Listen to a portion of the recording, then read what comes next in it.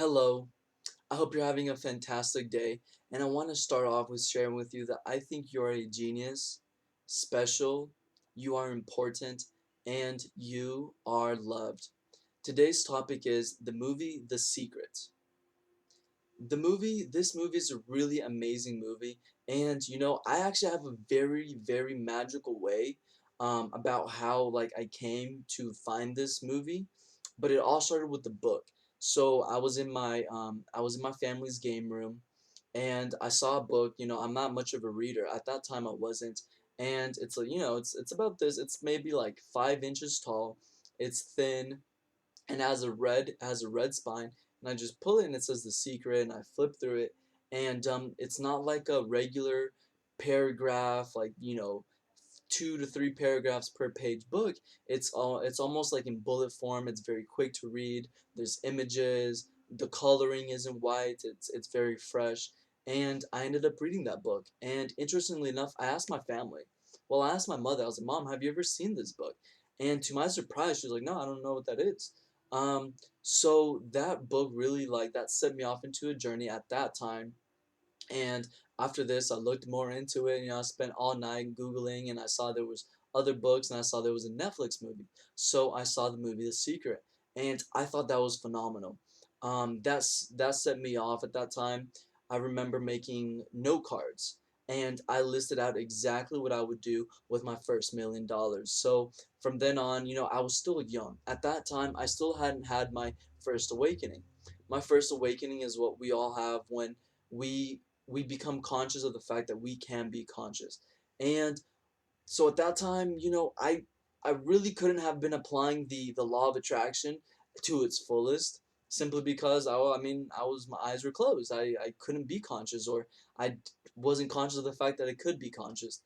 And it actually really set me like backwards in time, because I went a little crazy. I was like, well, like, what's going on? Like, how do I make this happen? And I just left it. I put the idea of the law of attraction, the faith, a universal faith, a universal fact. I just kind of like just ignored it, and I thought it was like, oh, this is nonsense. So let's fast forward to present day. Um, I'm 100% believer of the law of attraction. What is it? What is the law of attraction? Well, in the most basic form, what you are, you attract.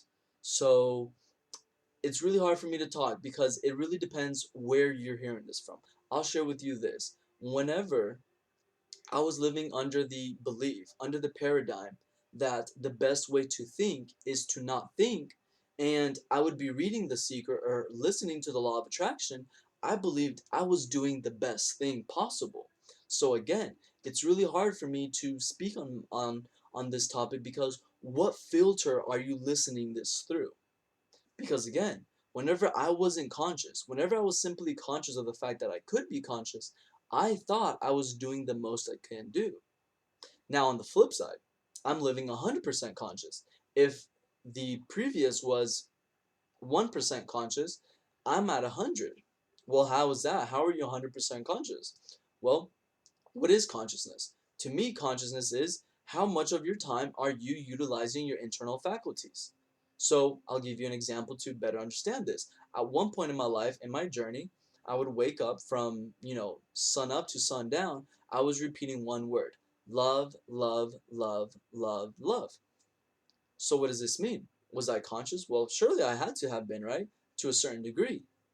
Well, the difference between that state for myself and my current state is, even at the time that I was consciously creating, using my internal faculties, using my brain to create thought, we have to agree there is a time lapse between each love where I am not using my internal faculty. This is, if you want to cover that space of time, if you want to be conscious 100%, the only way to do it is to live through the heart. So now I'm looking at if I look back to the law of attraction, it really does make sense, because once, at any level of consciousness, once you just you start utilizing your internal faculties. So the question is, why were you repeating love? Well, I read, love is the highest vibration. So if I'm going to use my internal faculties, I might as well use it to create the highest vibrational word, right? That's the reason for love. So back to the thing. Well, consciousness. What am I doing all the time? The word here, the key word is serendipities.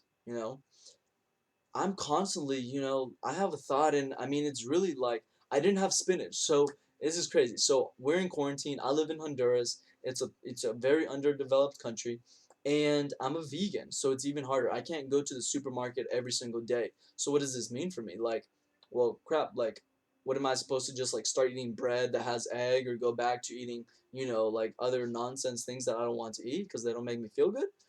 So I was scared, and there's always like these farmers, right? So I went out in the morning as I always do to, get my fresh produce and get my like beans and all these things. And I talked to the farmer and he was like, like I went Saturday. His son told me to come back today, which is Monday. Um, so I was really like, hey, I came, like it's Monday, what's up? Where's the spinach? And he's like, we don't have any, like, these the big market, they don't have any. So I was very paranoid. I had 2 bags of spinach in the fridge, and I'm like, I can't go to the grocery store till Thursday. So what am I going to eat? Well, little and behold, I went out after work to another farmer, and not only did he have 1 bag of spinach, but he said I can order directly with him, and he's going to bring me 5 bags tomorrow. So how is this possible? Is this magic? Like, what does it even matter? Like, you don't care. I'm pretty sure you don't care about a bag of spinach, right? I'm pretty sure what you care about is like $1 million or $1 billion, the dream job, the dream car. So let me tell you quickly why the law of attraction needs to be very well understood. I'm not going to repeat what has always been repeated to say that if you're thinking, I don't have money, what you're thinking, or is like, I want more money, what you're showing the universe is your lack thereof money. Well, no. Let's break it down very simple. Okay? Very, very, very simple. The human, the basis of human life is chemical. If you're happy, we can look at your chemistry, it will be a certain way. If you are upset, anger, and anxiety and fear, we can look at your chemistry and it will be in a different way. You don't want money because you want money. Yes and no. We want money because I can buy things that will make me happy. Money has no intrinsic value. What does this mean? The body can't understand money. The brain does. The body understands chemicals.